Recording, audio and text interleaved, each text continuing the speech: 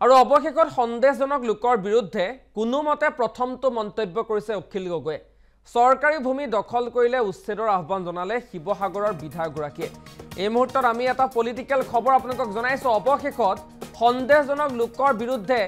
বুকুত শিল বান্ধি প্ৰথমটো মন্তব্য কৰিছে ৰাইজৰ দলৰ সভাপতি অখিল গগৈয়ে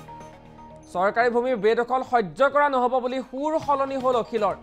চৰকাৰী মাটি দখলৰ তালিকা প্ৰশাসনক দিবলৈ সংগঠনসমূহক আহ্বান জনাইছে অখিল গগৈয়ে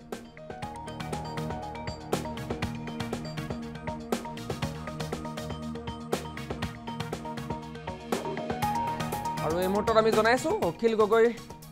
প্ৰথমটো আসলতে মন্তব্য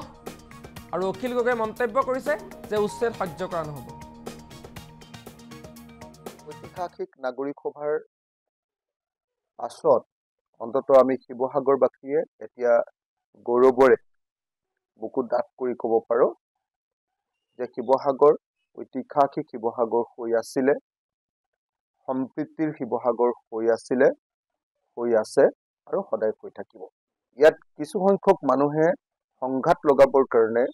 জাতি আৰু জাতিৰ মাজত সংঘাত লগাবৰ কাৰণে হিন্দু আৰু মুছলমানৰ মাজত সংঘাত লগাবৰ কাৰণে যদিও চেষ্টা কৰিছিলে সেই প্ৰচেষ্টা কোনো পধ্যে সফল কাম হ'বলৈ নিদিয়ে কালিৰ ঐতিহাসিক নাগৰিক সভাই আসলতে প্ৰমাণ কৰি দিলে চৰকাৰী ভূমিত কোনো সন্দেহযুক্ত নাগৰিকে নিজৰ গাঁও পাতিব শিৱসাগৰত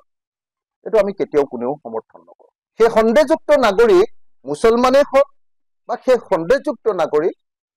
হিন্দুৱে হওক শিৱসাগৰত আমাৰ ঐতিহাসিক শিৱসাগৰত দূৰৰ পৰা আহে অন্য কোনোবা জিলাৰ পৰা আহে সেয়া আপোনাৰ নামনি অসমে হওক সেয়া বৰাক উপত্যকাই হওক সেয়া বাংলাদেশৰ পৰা ডাইৰেক্ট আহিয়ে হওক এনেকৈ আমাৰ চৰকাৰী ভূমি দখল কৰিব এইটো আমি কেতিয়াও নামানো গতিকে বিধায়ক হিচাপে মই স্পষ্টকৈ এটা কথা কৈ দিছো যে শিৱসাগৰত চৰকাৰী ভূমিত যদি কোনোবা সন্দেহযুক্ত নাগৰিকে বেদখল কৰিছে তাক কেতিয়াও সহ্য কৰা নহব তাক মানি লোৱা নহব আৰু প্ৰশাসনক তেনেকুৱা বেদখল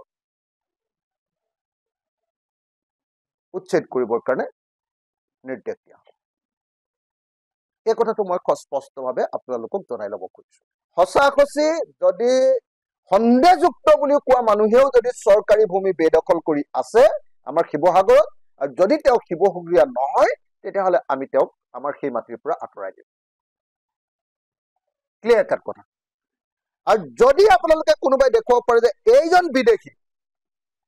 মই নিজে লগত লৈ নিজে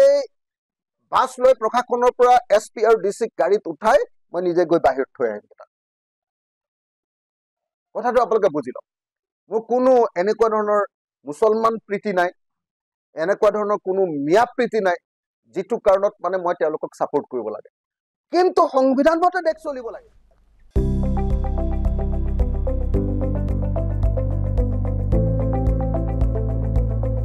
NB News